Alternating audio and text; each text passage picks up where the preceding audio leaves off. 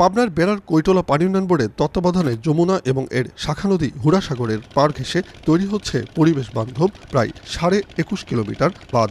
এর বিস্তৃতি সিরাজগঞ্জের শাহজাদপুর উপজেলার হাটপাতিল থেকে পাবনার বেড়া উপজেলার পেঁচাখোলা হয়ে সিরাজগঞ্জের রতনকান্দি পর্যন্ত। নদীর ড্রেজিংয়ের মাধ্যমে তোলা বালু আর মাটি দিয়ে চলছে এ বাঁধের কাজ। এটি সম্পূর্ণ দেশীয় প্রযুক্তির মাধ্যমে দেশীয় ম্যাটেরিয়াল ব্যবহার করে, নদীর বালি ব্যবহার করে, অতিরিক্ত অ্যাকুইজিশনকে পরিহার করে এবং কৃষি জমি নষ্ট না করে বন্যা নিয়ন্ত্রণ বাঁধ নির্মাণ করছি।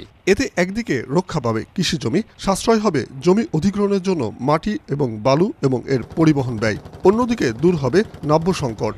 এছাড়া বাঁধ তৈরিতে ব্যবহার হচ্ছে দেশের তৈরি চটের সিমেন্ট ভর্তি ব্যাগ এবং জুট ম্যাট্রেস।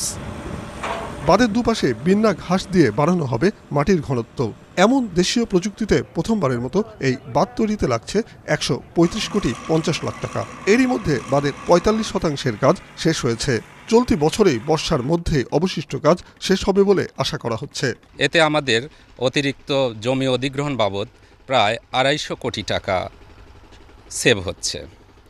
আর অপরদিকে মাটি এবং বালির রেটে দেখা যাচ্ছে প্রতি ঘনমিটারে আমাদের 70 টাকা সেভ হচ্ছে, অর্থাৎ এটি একটি ব্যয় সাশ্রয়ী প্রকল্প। বাঁধটি তৈরি হলে পাবনা ও সিরাজগঞ্জে শতাধিক গ্রামের মানুষ বন্যার ক্ষতি থেকে রক্ষা পাবে, পাল্টে যাবে তাদের আর্থসামাজিক অবস্থা।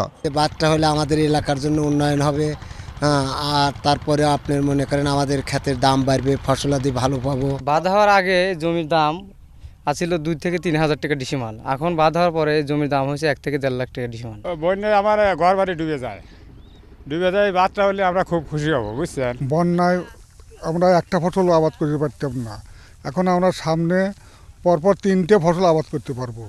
এই 3টে ফসল আবাদ করার না কারণে আমাদের এলাকাটা গোসম্পদ এলাকা, আমাদের গোসম্পদটা ধ্বংস হয়ে গেছে প্রায়। বাঁধটির উপরে থাকবে 40 ফুট চওড়া রাস্তা।